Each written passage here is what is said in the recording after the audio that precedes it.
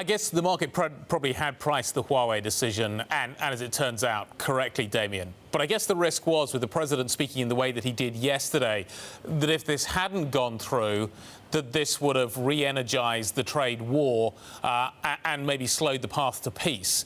That's the problem with this whole situation, isn't it, though? Because this feels very asymmetric.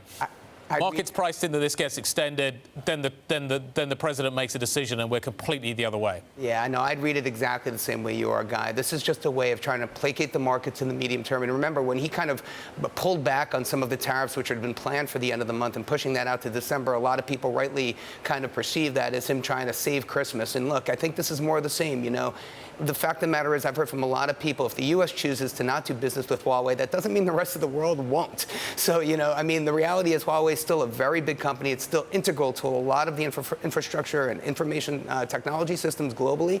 And so even if the U.S. chooses not to do business with them, it might be a U.S.-specific decision, but there's no denying the fact that, you know, President Trump and some of his recent actions is trying to lend a carrot to President Xi and the folks in Beijing and trying to ease measures as we get into the third quarter of this year.